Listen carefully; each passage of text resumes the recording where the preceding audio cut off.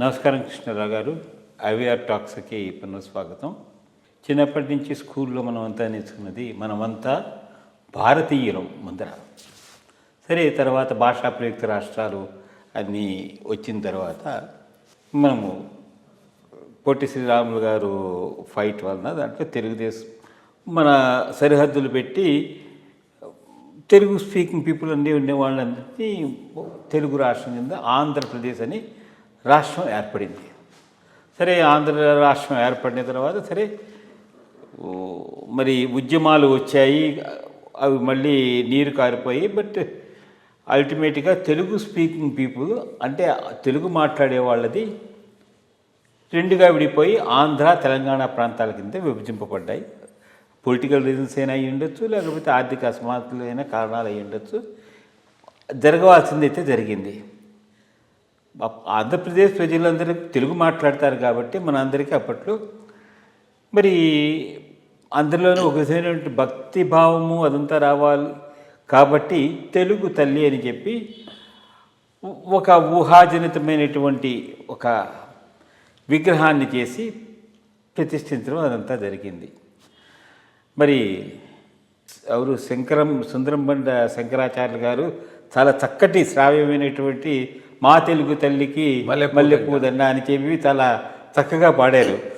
అయితే అందరం తెలుగు తల్లిలోనే పుట్టాము. కానీ ఏమవుతుందంటే మరి ప్రాంతీయ ఇవన్నీను కొంచెం ఇది చేసి ప్రజల్లోకి తీసుకురావడం కోసం అని చెప్పేసి ఎప్పుడైతే ఆంధ్రప్రదేశ్ తెలంగాణ ఇదైపోయో కేసీఆర్ గారు వచ్చి ఆయన దీంట్లో ఈ తల్లినే అంటే ఉన్న తల్లినే తెలంగాణ తల్లి అని చెప్పి ఒక కొత్త పరిభాషను తీసుకుని వచ్చి మరి ఇక్కడ ట్యాంక్ బండ్ మన సెక్రటేరియట్ దగ్గర ఆ విగ్రహం నెలకొల్పడం అవన్నీ చేశారు. సో అది ఒక పక్కన రాష్ట్రాలు రెండు విడిపోయినప్పుడు అయిపోయింది.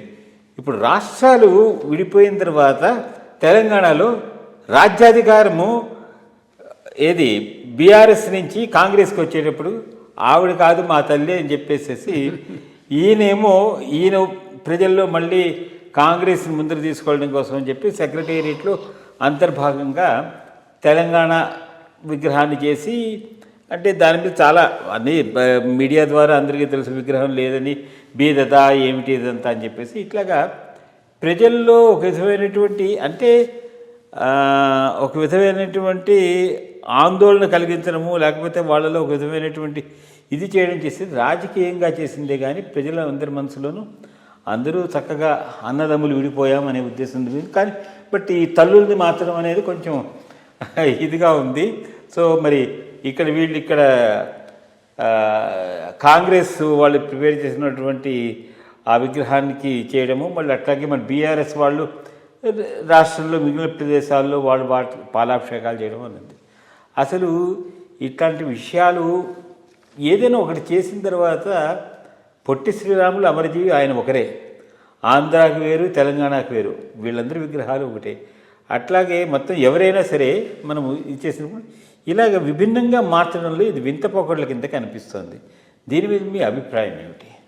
ఒకటి తెలంగాణలో తెలంగాణ తల్లి లొల్లి, ఆంధ్రాలో ఆంధ్రప్రదేశ్ అవతరణ దినోత్సవం లొల్లి రెండు ఏం చెప్తాయంటే రాజకీయాలకు అతీతంగా జాతికి సంబంధించిన మౌలిక విషయాలలో ఏకాభిప్రాయాన్ని ఏర్పరచుకునేటటువంటి విశాల హృదయం లేని సంకుచిత రాజకీయ నాయకులు ఉంటే పరిస్థితులు ఎట్లా ఉంటాయనే దానికి ఈ రెండు అర్థం పడుతున్నాయి.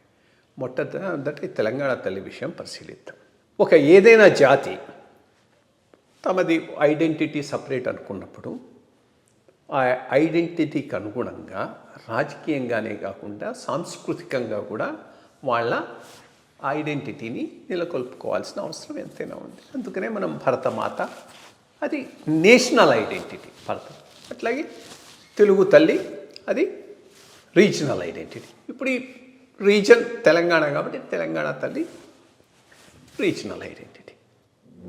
తెలంగాణ రాష్ట్రం వచ్చింది, తేవటంలో కేసీఆర్ గారి పాత్రను ఎవరూ కాదనలేరు. కానీ అంతా నాదే అంతా బీఆర్ఎస్ అనుకోవటం తప్పు. ఇటువంటి విషయాలు సాంస్కృతిక చిహ్నాలను ఫైనలైజ్ చేసేటప్పుడు ఆల్ పార్టీ మీటింగ్ పెట్టి రాజకీయాలకు అతీతంగా సామాజికంగా ప్రధాన పాత్ర వహించిన వాళ్ళందరినీ ఇన్వాల్వ్ చేసి ఒక కాన్సెన్సస్ తెలంగాణ తల్లి మిగిలిన చిహ్నాల మీద కనుక ఆయన తీసుకొని వచ్చి ఆ రోజు ఏర్పాటు చేసి ఉంటే ఈ రోజు ఇంత లొల్లయి ఉండేది కాదు. అక్కడ అది కేవలం ఏదో బీఆర్ఎస్ యొక్క ఘనత, బీఆర్ఎస్ యొక్క ఐడెంటిటీయే తెలంగాణ తల్లి ఐడెంటిటీ అన్న లెవెల్లో ఒక విగ్రహాన్ని తయారు చేసేటప్పటికి అదేమైపోయింది, తెలంగాణ తల్లిగా మిగిలిపోలేదు, బీఆర్ఎస్ తెలంగాణ తల్లిగా మిగిలిపోయింది. బట్ ఈవెన్ దెన్ ఇప్పుడు వచ్చిన తర్వాత కాంగ్రెస్ వాళ్ళైనా ఏం చేసి ఉండాల్సింది, బ్రాడర్ కాన్సెన్సస్ కోసం ప్రయత్నించడం, లేదా ఎవరో ఒకరు అధికారంలో ఉన్నవాళ్ళు ఒక విగ్రహాన్ని, ఒక ఇమేజ్ని ప్రతిష్ఠించారు, దానినే ముందుకు తీసుకుపోవాలి. కానీ దానిని మళ్ళీ మార్చడం ఏంటి అర్థం లేదు. రేపు ఇంకోటి వస్తే ఇంకోటి మారుస్తాడు. రేపు కమ్యూనిస్టులు వస్తే ఎర్ర తల్లి వచ్చి, ఇంకోళ్ళు వస్తే ఆకుపచ్చ తల్లి వచ్చి, ఇంకోళ్ళు వస్తే సాఫ్రన్ తల్లి వస్తే ఇంకేముంది అది. సో ఐ థింక్ చాలా చాలా అవివేకమైనటువంటి చర్య. ఉన్నదాన్ని ఉన్నట్టు ఆయన ఆ రోజు చేసింది కరెక్ట్ కాదు, ఈరోజు వీళ్ళు చేసింది అంతకన్నా డబ్లీ రాంగ్. సో ఇది ఇక్కడ ఎండ్ కాదు. ఐడెంటిటీ ఇష్యూస్లో కాన్సెన్సస్ లేకపోవటం అనేటటువంటిది ఆ జాతి యొక్క వైఫల్యాన్ని చాటి చెబుతున్నది అనేటటువంటి నిర్విధాసమైనటువంటి అంశం. ఆ పరిస్థితి వచ్చి ఉండాల్సింది కాదు. అంత కష్టపడి తెచ్చుకున్న దాంట్లో ఎవరో ఒకరి పాలు కొంత ఉంది. కాంగ్రెస్ పాలు ఉంది, బీజేపీ పాలు ఉంది, సబ్స్టాన్షియల్గా బీఆర్ఎస్ పాలు ఉంది. అంతేగాని అంతా వాళ్ళదే అనుకోవటానికి కూడా వెళ్ళలేదు. అందరినీ కలుపుకొని పోయి ఉంటే ఇటువంటి సమస్య వచ్చి ఉండేది కాదు. అది తెలంగాణ తల్లి వరకు. ఇక ఆంధ్ర వరకు వస్తాం.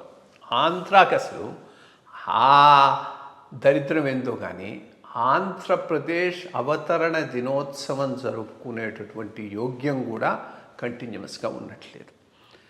జూన్ 2, 2014 నాడు రాష్ట్రం విడిపోయింది, తెలంగాణ సపరేట్ రాష్ట్రమైంది. ఏమొచ్చింది మనకు, 1953లో మనం ఎటువంటి రాష్ట్రంతో మొదలైనామో అటువంటి రాష్ట్రంతోనే మళ్ళీ మనం తయారైనాం. రాయలసీమ, కోస్టల్ ఆంధ్ర కలిసి ఒక రాష్ట్రంగా. అటువంటి రాష్ట్రానికి రాష్ట్ర అవతరణ దినోత్సవం ఏదై ఉండాలి, ఏదైతే 1953లో ఉన్న రాష్ట్ర అవతరణ దినోత్సవం మనందరికీ రాష్ట్ర అవతరణ దినోత్సవం అయి ఉండాలి. 1953లో రాష్ట్ర అవతరణ దినోత్సవం అక్టోబర్ 1 నాడు జరుపుకున్నారు. అక్టోబర్ 1. నవంబర్ వచ్చింది ఎప్పుడు, 56 తర్వాత సమైక్యాంధ్రకు. ఆ రోజు అక్టోబర్ 1 నాడు కర్నూలులో జరుపుకున్నారు. 53లో నెహ్రూ గారు వచ్చారు. టంగుటూరి ప్రకాశం గారు చీఫ్ మినిస్టరు, నెహ్రూ గారు ఆ ఫంక్షన్కి వచ్చారు.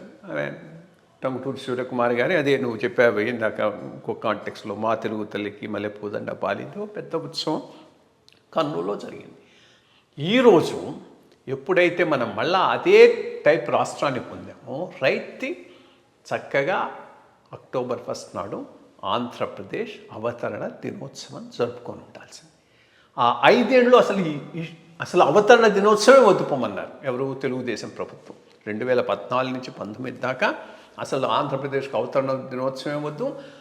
జూన్ 2న మనం నష్టపోయినాం కాబట్టి అది సంఘీభావ దినమో ఏదో దీక్షా దినం కింద పెట్టారు. దీక్షా దినం ఉండివ్వండి, జూన్ 2, ఎస్, దాంట్లో మనం చాలా నష్టపోయినాం, హైదరాబాద్ పోయింది, ఇది పోయింది, దీక్ష తీసుకోవాల్సిన అవసరం ఉంది రాష్ట్రాన్ని. బట్ అవతరణ దినోత్సవం అన్ని రాష్ట్రాలు జరుపుకుంటున్నాయి, మనకు లేకపోవటం ఏంది. ఈయన వచ్చిన తర్వాత అయినా రైట్ థింగ్ అక్టోబర్ 1ను ఆంధ్రప్రదేశ్ రాష్ట్ర అవతరణ దినోత్సవంగా పెట్టుకోవాల్సింది. ఈయన ఏం చేశాడు, నవంబర్ 1 పెట్టాడు. నవంబర్ 1 ఏంటి, నవంబర్ 1 మనకి ఇంకా సిగ్నిఫికెన్సే లేదు.